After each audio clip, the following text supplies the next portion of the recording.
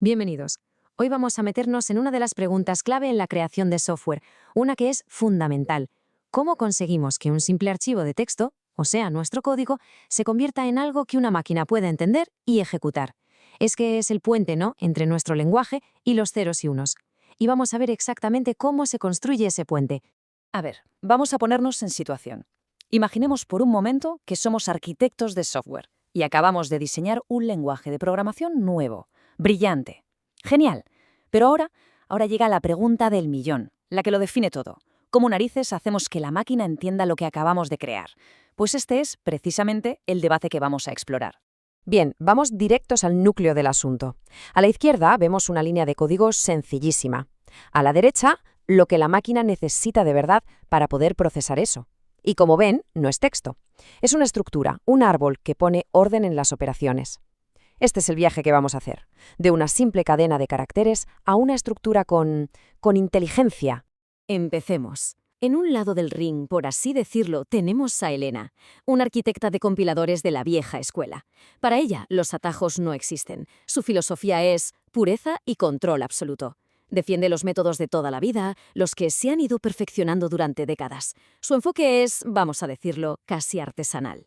Y la herramienta preferida de Elena es lo que se conoce como analizador de descenso recursivo. La idea detrás de esto es de una elegancia espectacular. Por cada regla de nuestro lenguaje, ya sea una suma, una asignación, lo que sea, se escribe una función. Y estas funciones se van llamando entre sí, creando un mapa perfecto entre la gramática del lenguaje y el código que lo analiza.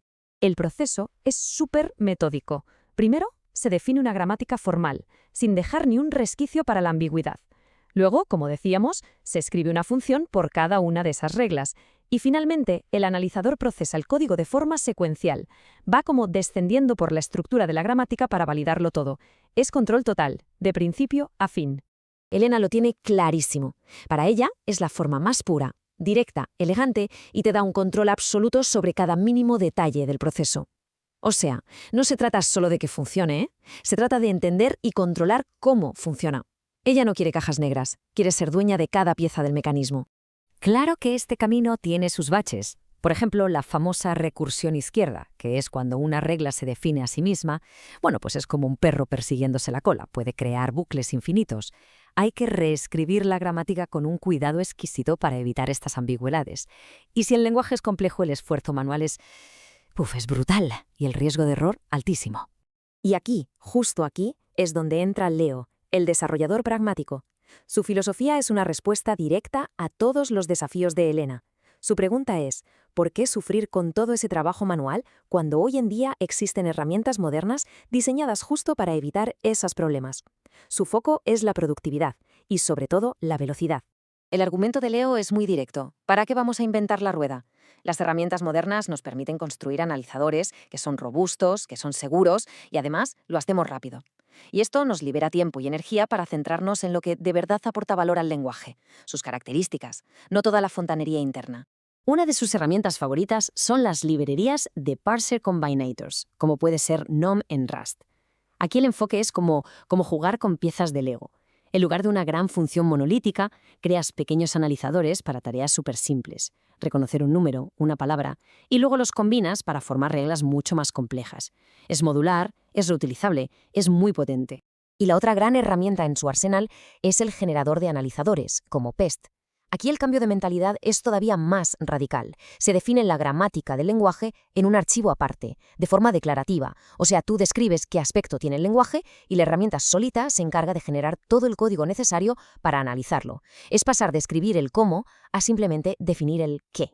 Entonces, la pregunta es, ¿cuál elegir? NUM, el combinador, es imperativo. Tú construyes el proceso. Es ideal para protocolos binarios donde el rendimiento lo es todo. PEST, por otro lado, el generador, es declarativo. Tú defines las reglas. Es perfecto para lenguajes de dominio específico o para archivos de configuración, donde lo más importante es que la gramática se lea y se entienda bien. Son dos herramientas, dos filosofías, al fin y al cabo. Pero aquí viene lo realmente fascinante. Y es que, a pesar de que sus enfoques son tan diferentes, tanto el camino de Elena como el de Leo llevan exactamente al mismo destino, a ese momento mágico de comprensión, el momento ajá. Pensemos en una cadena de texto sencillita. 1 más 2 por 3 con por 3. Para nosotros, el orden de las operaciones es obvio, ¿verdad? Pero para una máquina, esto no significa nada. Es solo una secuencia de caracteres, es ruido, sin estructura, sin ninguna jerarquía. Y esto es lo que está pasando por dentro, entre bambalinas. El analizador va consumiendo la entrada símbolo a símbolo. Si nos fijamos, en la tercera línea, el analizador espera un átomo A, como un número. Ve el 1 en la entrada y ¡pam!, lo consume.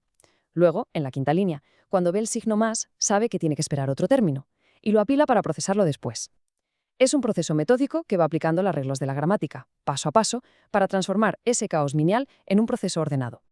Y ¡tachán! Aquí está el resultado. La cadena de texto sucia se ha transformado en un árbol de sintaxis abstracta, lo que llamamos un AST. Y de repente, la máquina entiende. Ahora ve perfectamente que la multiplicación es una rama más profunda y que por tanto tiene que ocurrir antes que la suma. Lo que antes era texto plano, ahora es una estructura de datos inteligente que captura toda la lógica del lenguaje. Es que es así, de repente el caos tiene orden. La máquina ahora comprende la jerarquía y el significado del lenguaje. Y este es el objetivo final, el gran momento ¡ajá!, sin importar qué herramienta hayamos usado para llegar hasta aquí. Elena y Leo, a pesar de sus métodos tan distintos, buscan exactamente esto. Así que al final todo se reduce a una decisión de arquitectura. ¿Qué camino tomar? No hay una respuesta correcta y única, solo un conjunto de pros y contras que hay que sopesar con mucho cuidado. El punto crucial es sopesar las variables. ¿Qué es más importante, el rendimiento bruto o la velocidad de desarrollo? ¿Se prefiere un control total aunque sea más complejo o una gramática que sea fácil de leer? Y algo que a menudo se nos olvida, ¿qué tan buenos tienen que ser los mensajes de error para quien use el lenguaje? La respuesta a estas preguntas es, precisamente, lo que define la elección de un buen arquitecto.